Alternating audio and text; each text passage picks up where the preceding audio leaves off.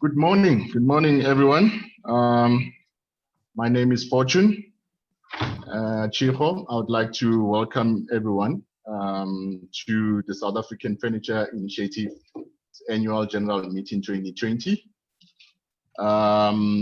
Firstly, I would like to also welcome our Vice Chairman, Mr. Lance Dixon, in the absence of Mr. Penwa Lunga, the Board of Directors, the members' organizations, and attendees. Thank you for taking time in attending the first virtual annual general meeting for 2020. And as your host today, I'm going to be conducting the program, and I hope I do justice to everyone. Firstly, housekeeping rules. Please switch off your videos to prevent disruptions. Mute your microphones. Questions from presentations will be written on the Q&A, and answers will be provided during the Q&A. Thank you. So without further ado, I would like to introduce to you the SAFI Vice Chairman, Mr. Lance Dixon. Thank you very much, Fortune. And as Fortune has said, we welcome every other interested and affected party to the SAFI General Meeting, to the AGM. I have to apologize on behalf of our chairman, Mr. Penwa Lunga, who's otherwise occupied in the road freight industry, but he has our blessings to continue in the manner and format that we will do. I first need to check from a governance point of view if we have a quorum. I'm going to be asking our company secretary, Meryl. Meryl, can you check are we quorated so that we are able to proceed? Can I just have by raising of hands, if you can check on your side, for Nufaso, Mr. Walter Dyers. Yes. For ABBA, Mr. Mark Richardson. Mr. Greg Bull. Mr. Greg Bull. Yes. For GRIA, Mr. Mornay Smith. Yes. For CFMA, Mr. Johan Claassen. Yes. For Fabuma, yourself. Yes. And then for KZN FMA, either Mr. Jason Coffin Gray or Mr. S.J. Van Vieren, are either of them in the meeting? We have received apologies for them, Meryl. Mr. Chairman, we have a quorum in terms of our MOI. We have more than 50% of the voting members present. I thank you, madam. We will then proceed accordingly. We have circulated the minutes of the previous AGM meeting. I know and I trust that people would have had an opportunity to read them. I'd like somebody to propose that we accept those minutes as a true and accurate confirmation of what transpired at the previous meeting, and I would want to have a seconder to that as well. Have we got somebody that proposes acceptance of the previous minutes? Meryl, for your record, Mr. Nico Barnos from Fubuma has proposed. We need a seconder. We have a seconder in Mr. Victor Abrams from Nufasa. Can I proceed, Meryl? Thank you, Mr. Chairman. Yes, you may. I'm on point 4 of our agenda. There are no matters arising from the previous AGM minutes. And accordingly, in terms of our agenda, that leads us straight on into the chairman's report. Am I right? Okay, that being so, and I've been asked specifically on behalf of Mr. Lunga to get straight to the point, and I will do exactly that. We have included the narrative of the chairman's report, so I will just give you a summary version of that. Safe to say that the business model of SAFI has been bolstered by leveraging of strategic pillars in this period. And as previously communicated in our board meeting earlier, we undertook to deliver on many of these levels, including, and it's not just limited to the following, but these were the highlights for the period in question. We're at the final stages of the furniture industry master plan, and we're hoping after the establishment of the oversight committee that we will be able to communicate to industry, what the developments are in that regard. In addition, in this period, SAFI was able to place the South African furniture manufacturing capability on noticeable platforms and directories, which was an important one, especially against the backdrop that for a very long time, a few stakeholders were commenting that they don't know our South African manufacturing capability. An important driver for SAFI activity, specifically in this period, but in the period that lies ahead, is the lobbying of government where trade remedies are concerned, such as rebates, compulsory standards, the reclassification of tariff subheadings, and also custom enforcement.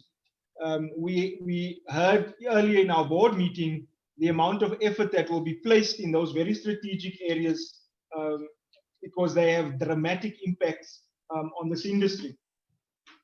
Skills, insofar as where we are in this country, is important to SAFI, and we will be driving the development of critical skills in this area in the next period as well. And then last but not least, one definite area that is advocacy, insofar as the procurement of designated furniture in government at national, provincial, and municipal levels. We have members in our board that are specifically very passionate about these areas, and we will definitely be deploying many of our resources to be able to make sure that SAFI. From a governance point of view, we've definitely made sure, as it concerns audit and risk, that my colleague Peter Gray will be talking about later on in the AGM, that all our frameworks, policies, and protocols are definitely in line with best practice. Yes, it would be derelict of me if we don't admit that COVID has had a negative effect on cash flows, but we've done our best to be able to make sure that we mitigate those risks and that we remain viable, that we may remain liquid, and that we still remain a going concern going into the future. We're also working as an industry body at making sure that we become self-funding and then that we generate our own income and that there's more to expect from SAFI in the new period. It is important for us, for a business organized around the terms of SAFI, to express gratitude to board members who add immense value, who have resigned. Some may have resigned, and we want to thank you for your contribution that you've made in the past. We all know that serving on bodies such as SAFI are voluntary by nature, so we do appreciate the time and effort that you do take. Having said that, though, we also want to welcome new members of the board, and we wish you to thank you in advance for the contribution that you will make to the IP of SAFI and just bolstering our efforts as we strengthen SAFI and this industry more holistically. It is important that we acknowledge our executive team, led by our CEO, Bernadette Isaacs, supported by Fortune Sigo and Nazli Hendricks. I think they were early adopters in the new way of working things, in the new normal, we call it. And we definitely want to say thank you to them insofar as how they were able to navigate their way as early adopters of the new world order.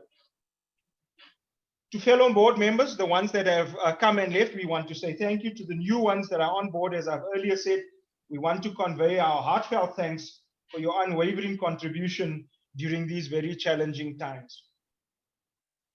With that said, Fortune, I say thank you to you as a collective, and that ends our chairman's report.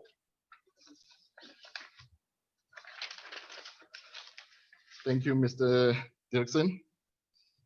And to our next point, I would like to introduce our Managing Director, Mrs. Bernadette Isaacs. Thank you, Fortune.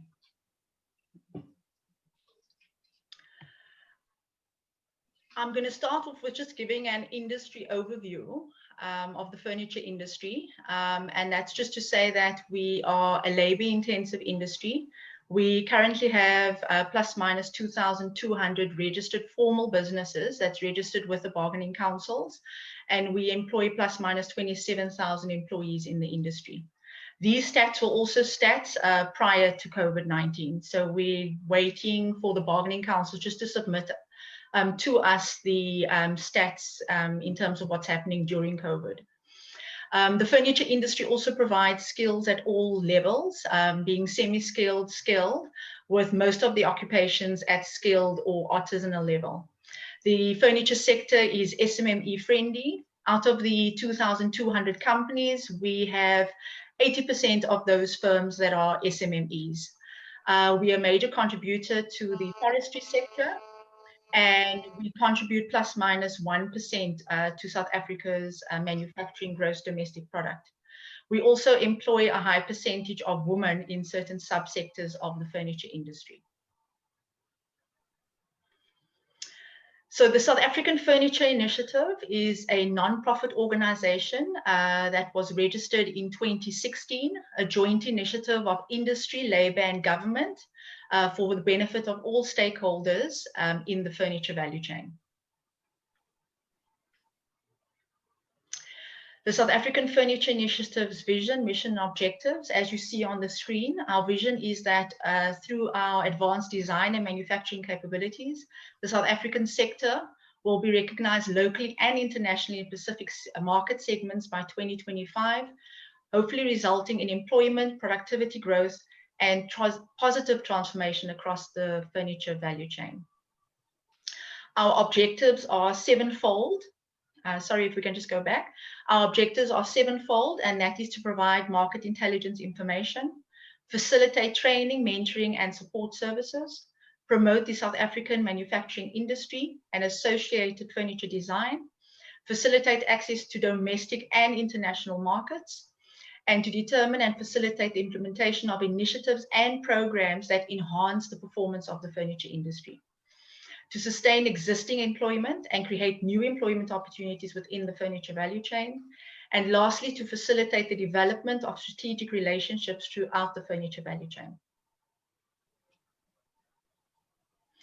So the South African Furniture Initiative has 3 strategic pillars, and that is market access, transformation, and competitiveness improvement. And I'll explain that in more detail now. So just during the 2019-2020 financial year, just to highlight some of the projects and success stories, under our market access pillar, SAFI, the South African Furniture Initiative, at the start of COVID, provided recovery support to the industry and stakeholders on behalf of the furniture industry. We also launched our first ever furniture directory, a platform for manufacturers and stakeholders to showcase their capabilities and procurement opportunities in the furniture industry. Under market access, we also have a program which looks at trade remedies, namely rebate applications. We've also embarked on a project with SARS, where we've now established a furniture forum within SARS to address and look at imports in the furniture industry, and also with SABS looking at the quality standards or revision of the quality standards for the furniture sector. And that will be done and through the formation of technical committees that have been set up. In terms of our Furniture Sector Forum, we successfully ran our 2nd annual Furniture Sector Forum on the 21st of October this year. And then in terms of our competitiveness improvement program, under our skills and qualification development, we received funding from the FPNM SETA, the Fibre Processing and Manufacturing SETA, that has funded all our skills and qualification development programs. And then lastly, our program, the Furniture Industry Master Plan, which I'll go into more detail now.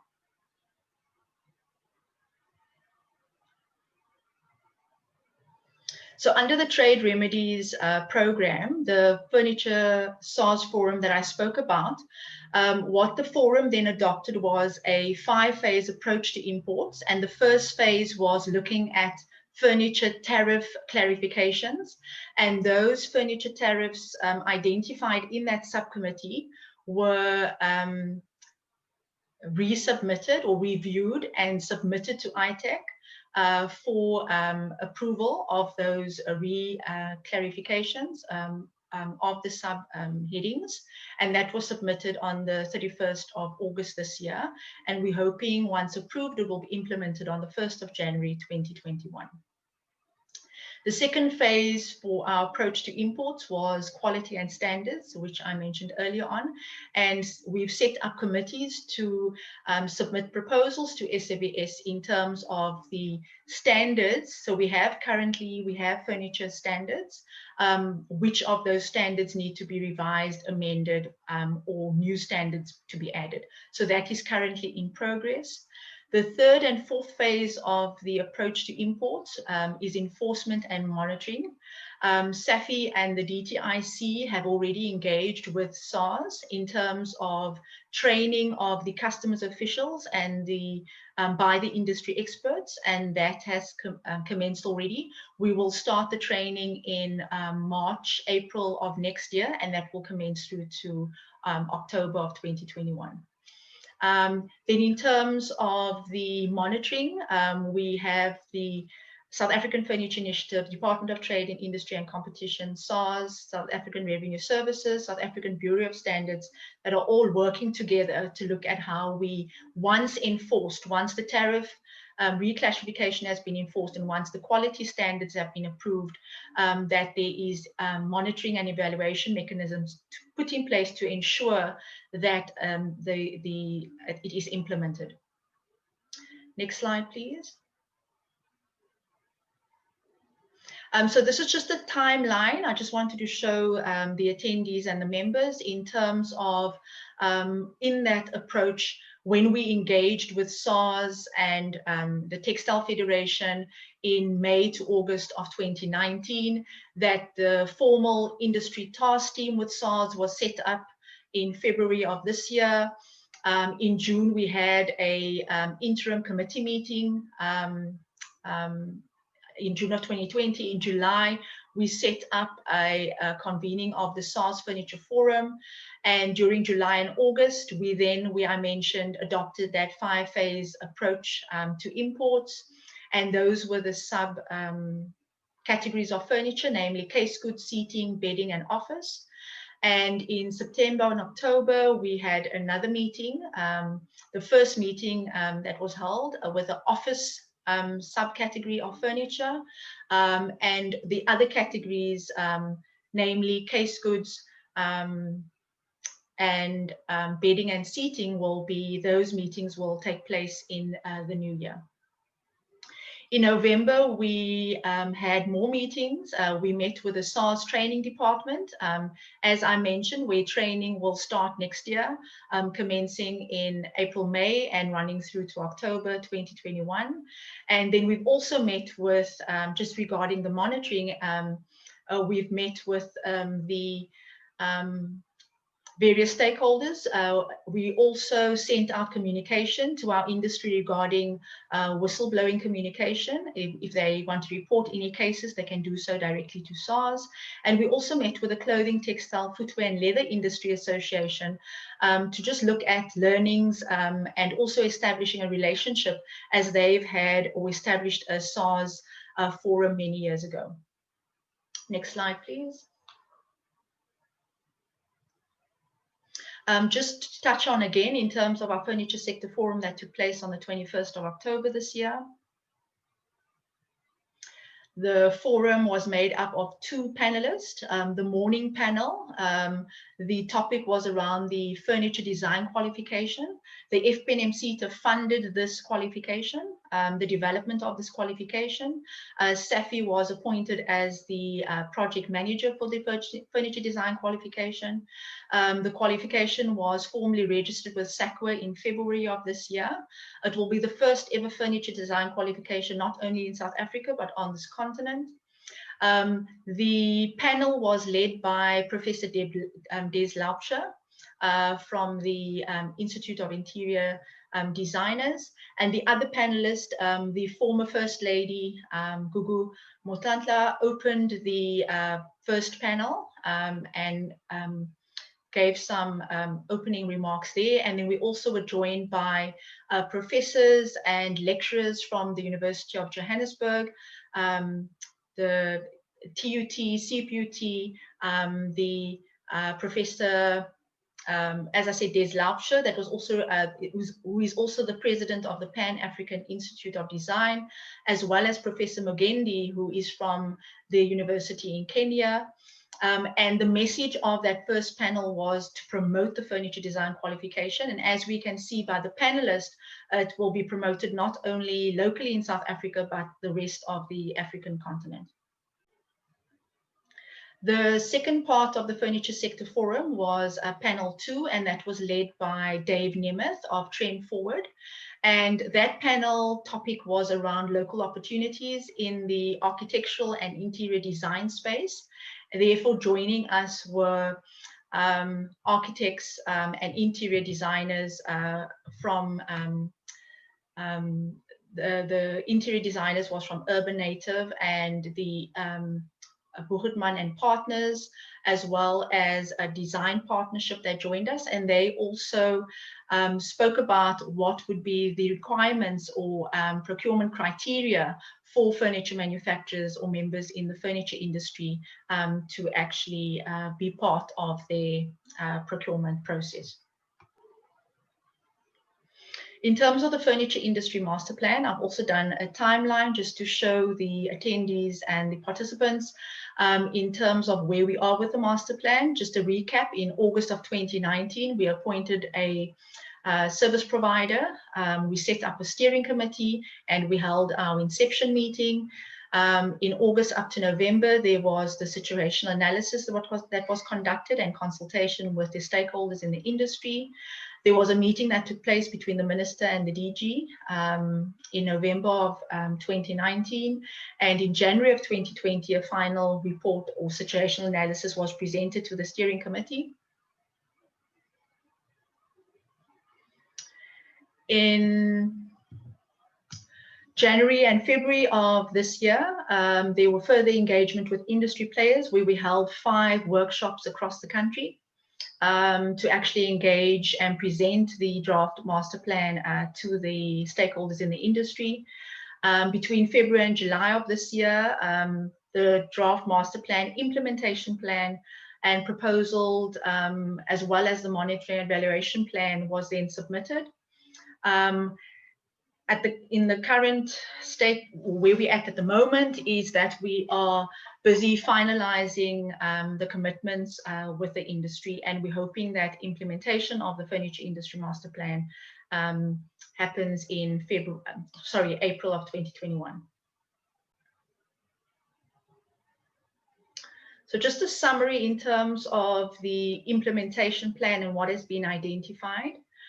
So there will also be 3 focus pillars, which is increasing market access, transformation in the industry, as well as improving competitiveness. And there are 9 programs that have been identified under these pillars.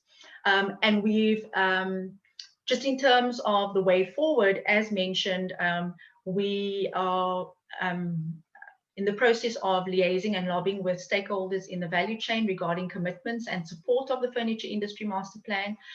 Such a recent announcement was just made at the investment conference, the South African Investment Conference that took place, where one of our stakeholders, PG Bison, had made an announcement in terms of their investment into the Furniture Industry Master Plan. And we're hoping that we get more of those commitments and support before the sign-off of the master plan. And then there will be an executive oversight committee, EOC, that will be set up for the monitoring and valuation of the furniture implementation plan. And as mentioned, we're hoping that this is all done and signed off so we can kickstart the programs on the 1st of April 2021. And that's a wrap. Thank you very much, Mr. Chairman. Thank you, Bernadette. I'm going to hand over back to Fortune, who will introduce our company secretary. I think we're on point 7 of our agenda. Thank you for your indulgence thus far. Hi, Mr. Chairman. Yes, I am ready. Please go ahead, Meryl. Good morning, everyone.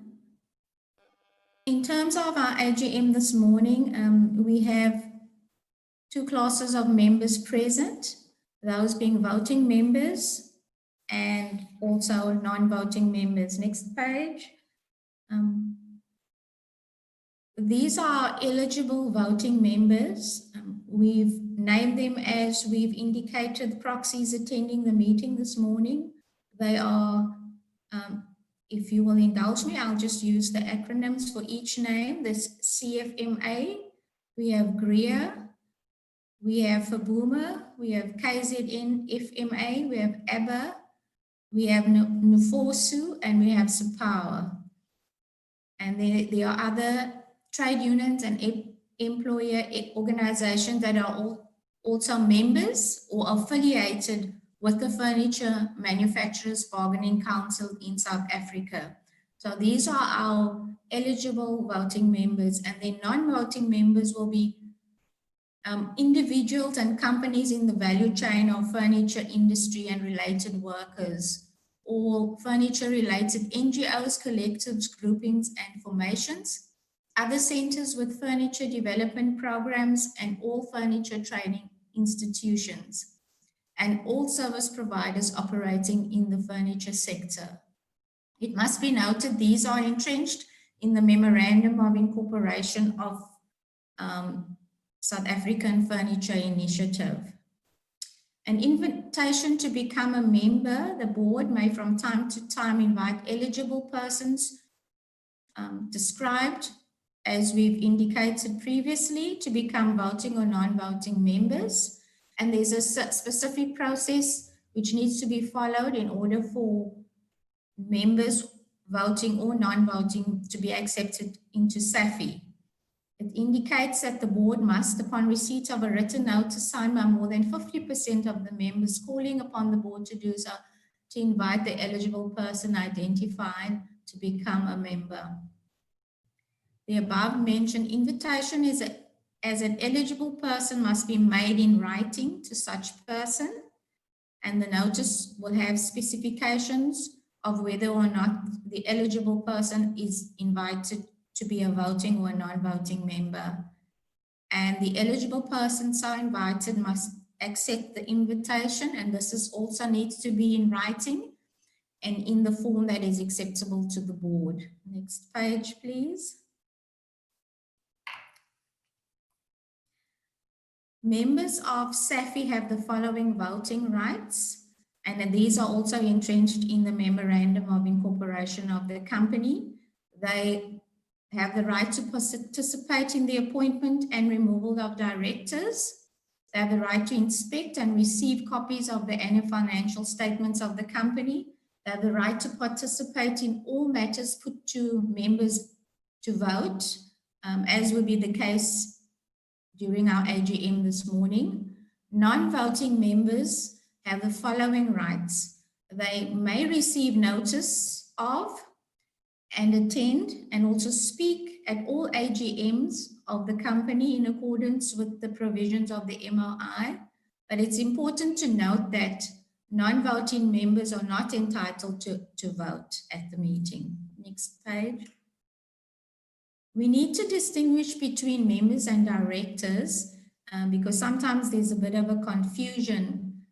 The members, you would be akin to shareholders in a profit company, except that they do not have or own an equity in the non-profit company. They take more consequential decisions in relation to the company.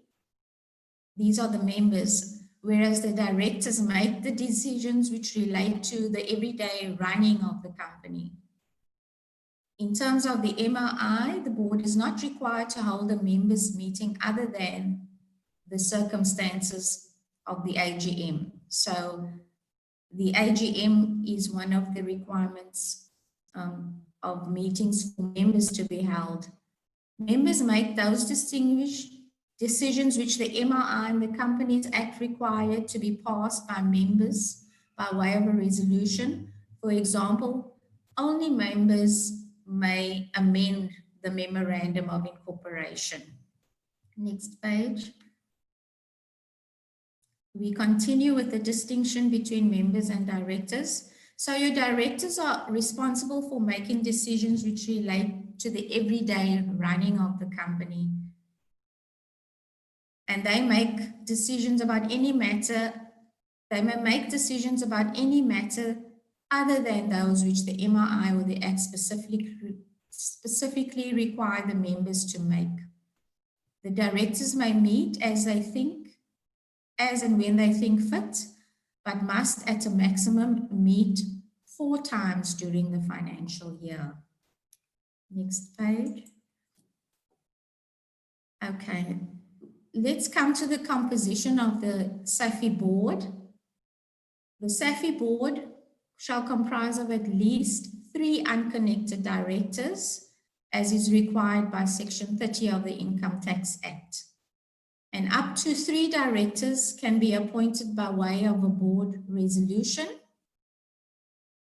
The chief executive officer, if the company has a chief executive officer, and those directors appointed by the members are more fully described in the Memorandum of Incorporation of the company.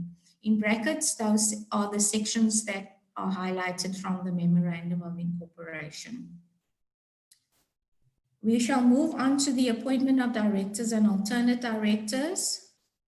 The following persons may appoint directors to the board: the members that are employers' organization, a maximum of 9 directors; members that are trade unions, a maximum of 4 directors; non-voting members that conduct business in the furniture industry, retail industry, up to a maximum of 1; non-voting members that conduct business in the furniture supply industry, a maximum of 1. And by way of a board resolution, as we previously highlighted, up to a maximum of 3 directors. Appointment of directors and alternate directors. Each director shall, upon written notice to the company, be entitled to appoint an alternate director in his stead. And such appointed alternate shall act in situations when the respective main director, to which the alternate director's appointment relates, is unable to act as a director. Next page. The tenure of the directorship. A director shall serve in office until he retires, unless he is removed from office earlier in accordance with the provisions of the MOI.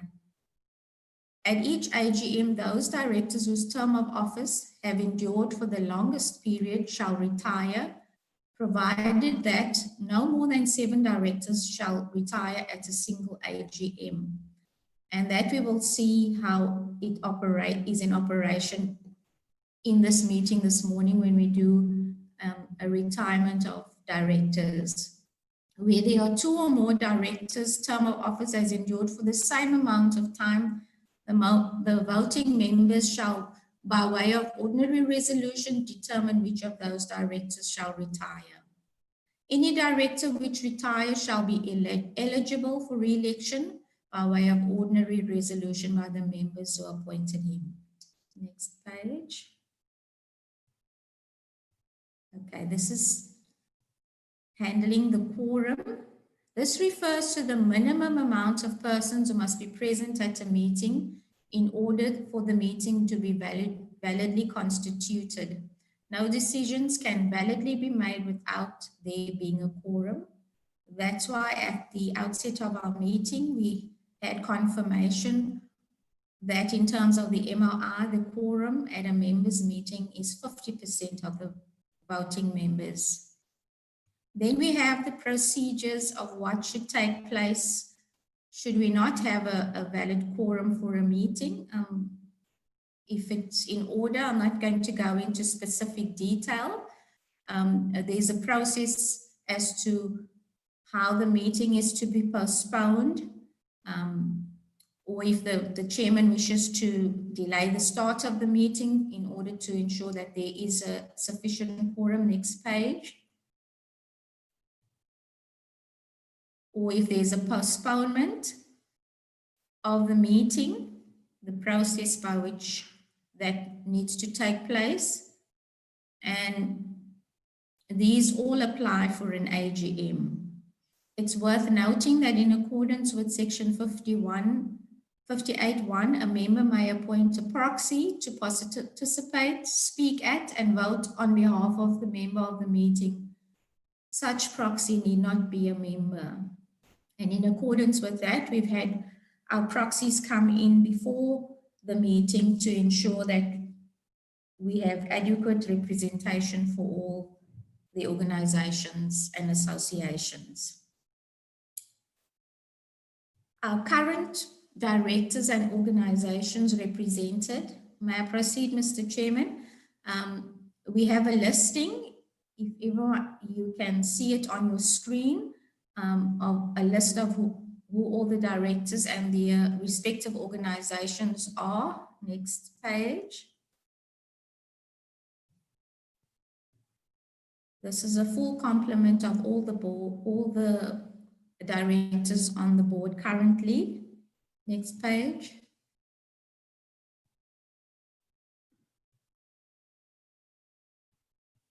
The next page. As we previously, can you go back, please? Sorry, one page back. Previously, we spoke about the retirement of directors at an AGM, and we highlighted that at least 7 directors need to be re-elected at an AGM. And so in accordance with that, we have listed the number of directors who are eligible for re-election at this AGM. Mr. Chairman, can we proceed with these re-elections and the process? We can proceed, Meryl. Okay, at present, we have 8 directors listed on as being eligible for re-election. And as part of the process, we have to name each one of them individually. We can't do them as one. So if we can start from the first director listed as being eligible for re-election, and these have been listed in accordance with the dates on which the directors were appointed. And you will note that there are actually 8 directors that are currently eligible for re-election. So if I can go through the names, and if on your side, Fortune, we are aware that Mr. Lunga is not present in the meeting, as well as Mr. Salim Letoba. So the directors eligible for re-election are Mr. Lance Dirksen, Mr. Sibusi Sulunga, Johannes Claassen, Tumi Teho, Bernadette Isaacs. Can you go to the next page? Sorry. Jason Coffin Gray, Salim Letoba, and Max Fraser. And we need to itemize each director, call upon them to confirm whether they are availing themselves for re-election. The organizations have given us confirmations of the directors that they are happy with to proceed as directors on the SAFI board. And all of these listed have been confirmed. Can we go back? Mr. Dirksen, can we confirm that you are availing yourself for re-election? Yes, I am. Is Mr. Claassen on the meeting? Please carry on to the ones that that we seek that can reflect that, Meryl, and then we'll come back to the others. Fortune Chichul, are you available for re-election? Yes. Bernadette Isaacs, are you available for re-election? Yes, Company Secretary. Mr. Max Fraser, are you available for re-election? Meryl, is there another way of just expediting this process, because all of these people have confirmed directly or via the formations that they are part of, that they are available for re-election? Can we put it to the voting members individually, the confirmation and approval of the re-election of Mr. Lance Dirksen as director for SAFI? By show of hands, we need to see 5 hands on your side from Mr. Walter Dyers, Mr. Bull, Mornay Smith, Johan Clausen. Obviously, we can't, Mr. Lance Dirksen can't approve himself. So we will have Mr. Walter Dyers, Mr. Greg Bull, and Mr. Mornay Smith and Johan Clausen. On your side, can you see by the show of hands, are they raising their hands?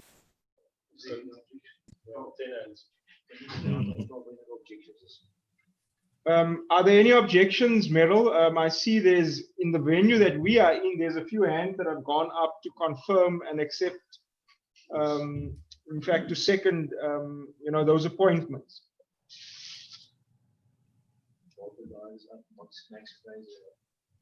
So we can also see on our screen that Max Fraser's hand is up. We've seen Walter's hand is up. There's a few hands. Mornay Smith's hand is up.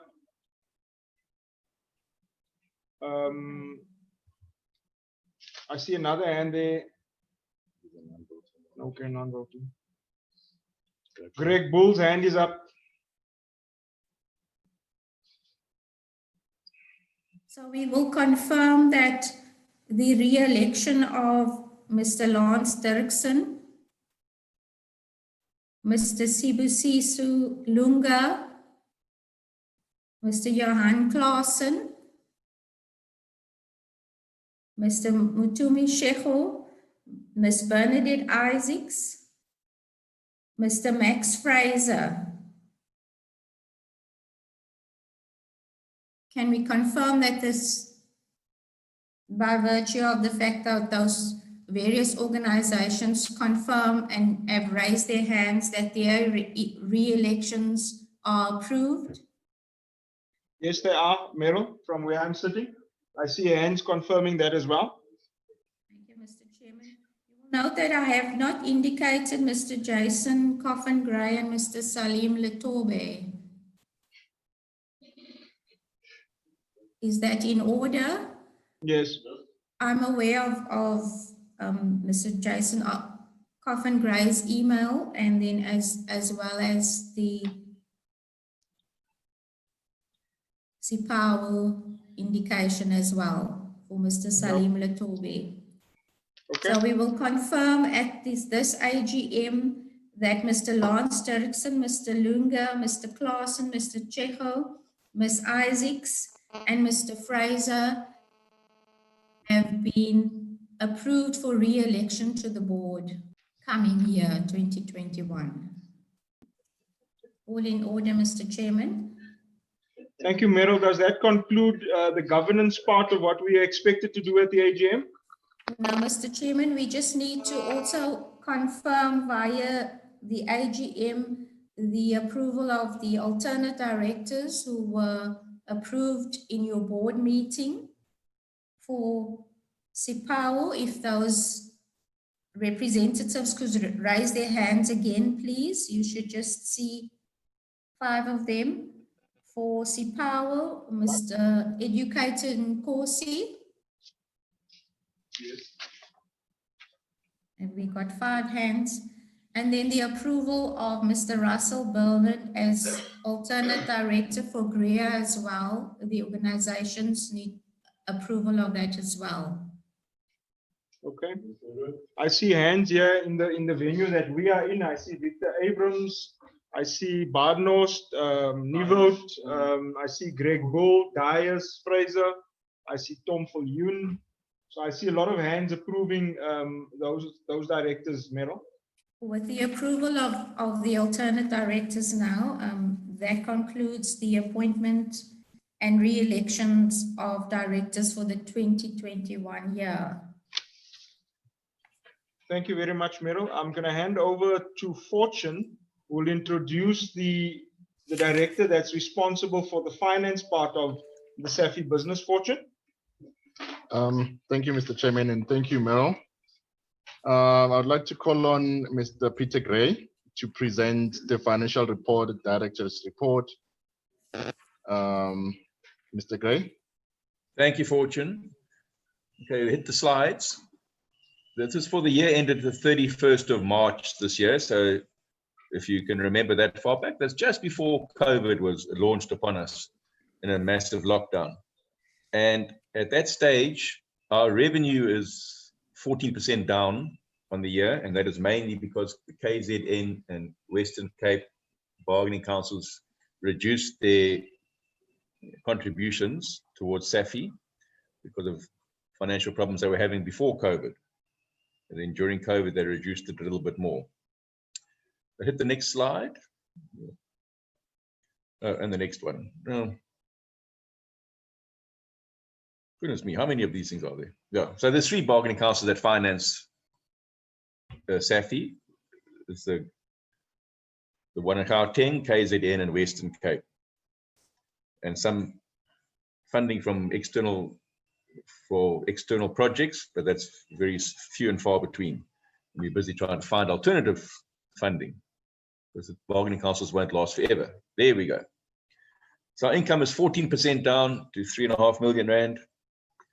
The overhead expenses for the year were 6% up, and that the increase, the employment costs were flat year on year. The increase is mainly due to the project costs, and the biggest project during that was the master plan funding that we paid through. Please turn the page.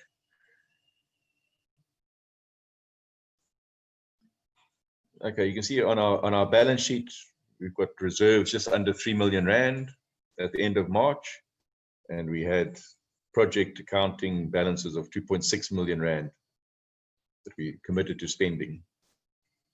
Turn the page, thanks.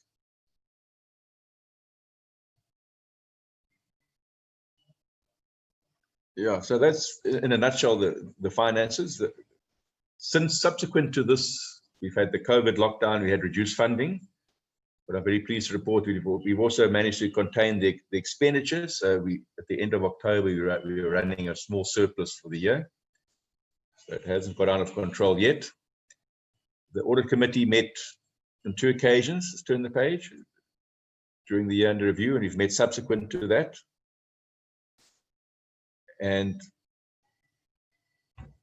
as Mr. Dirksen explained before, we've got all the policies and procedures in place. And for this AGM, the only legal requirement that we have to do is approve the financial statements and reappoint the auditors Valentine Sargent for another period. Turn the page. Oops. Sorry, my internet's very unstable. Thank you. And I'm not sure turkeys are allowed to vote for Christmas. So I'm not sure I'm allowed to vote for myself on the Finance Committee and Risk Committee. But these are the 4 members, myself, Mr. Dirksen, Mr. Barnos, Mr. Dyers, were the 4 members during the year under review, and I'm not sure standing for re-election is the correct term. I think forced at gunpoint is the more correct legal term for what's been happening here. Okay, I think that sums it up. I don't know if there's any questions from anybody about any financial matters. Chair, we will move to accept the financials, and we'll also move to have the auditors reappointed. Okay. Thanks, Thanks. Thanks, Mr. Gray. And we have a proposer that we approve the financial statements. I think we've done so in our previous board meeting. Do I have a seconder? We have a seconder in the House as well for the annual financial statements to be approved. We also have a proposer that we accept Valentine Sargent as the auditors for SAFI going into the new period. And then the Gunpoint members, we acknowledge that they are the 4 members of the Audit and Risk Committee chaired by Peter Gray going into the new period, and we would want to approve that as well. Meryl, are we still on point from a governance point of view insofar as the approval of those committee members? Yes, I'm here. The organizations need to approve the re-election of the auditors, and then also the re-election of the audit committee. Obviously, Mr. Walter Dyers and yourself cannot raise your hand, so the remaining voting members need to confirm the approval of the audit committee. Okay. So can we see, I see Mr. Abrams from Nufasa, I see Greg Bull, I see Mornay Smith, I see Max Fraser raising their hands. I see Mr. Nkosi raising his hand. So that's all the members. Those are all voting members, am I right, Meryl? It's just the voting members who have proxy to represent the organization. So that would be Mr. Greg Bull, Mr. Smith, and Mr. Claassen. Okay. I've seen some of those hands that you're alluding to. Their hands have gone up already. Thank you, Mr. Chairman. I see Mr. Fraser's hand has gone up, Mornay Smith, Greg Bull. And that's for the appointment of, and in fact, re-election of the committee, colloquially referred to as a committee that has been appointed with firearms. Okay. Thank you, Mr. Chairman. So we accept that those would be that the committee is then re-elected, Meryl. Am I right in saying so? We accept the re-election of the committee. I thank you, ma'am. Fortune, you're on the floor again, under general. Okay, thank you. I'd like to thank all the panelists for taking their time into participating into our AGM. And as far as the questions are concerned, I don't see any questions on our Q&A. And if there's any questions that needs to be answered or cleared, please direct it to SAFI, to our offices, either the Cape Town office or the Gauteng office, or via email. Then I would like to thank our Vice Chairman, Mr. Lance Dixon, for stepping in and doing the presentation as masterful as you have done. And I would like to also thank the Board of Directors, the subcommittee members, the members' organizations, our funders being the bargaining councils, the FPNM City Association and associate organizations, and all the attendees for making time for your continued support. And to you, we say thank you. And just for noting, as we have reached the end of our webinar, I've mentioned this before that I have not seen any questions with regard to the AGM or the proceedings of today. So those that have questions can still raise them directly to us. And we hope that this AGM has been valuable to you, and all the presentations that we have seen today will be shared with everyone concerned or everyone that has attended. Then I would like to thank you from my side. I hope I did a great job, Mr. Chairman. And thank you everyone. Thank you to the panelists. Thank you, Mr. Gray. Thank you, Meryl. Thank you, Bernadette. And also thank you, Mpumi, for also assisting. Thank you, on the background. And and this completes our AGM or our proceeding for today. Thank you. Sorry, Fortune. Just see a raising of a hand. Ms. Filling Yenda. the CEO of the FPNM CETA. So Ms. Yendis just making a point to say that the CETA have funded the qualifications project, and that in future, if we can please invite them to all the workshops related to the CETA funded projects. I hope I have conveyed that message correctly. Okay. Sure, depends on the funds and that. So noted. Thank you very much for the contribution, Phileng. Thank you, everyone. And this concludes our session for today. Thank you very much. And- Thank you, Meryl. Thank you, Bernadette. Thank you, Fortune. Thank you to the panelists. Thank you to everybody that joined us on Zoom. This AGM is now complete. Last,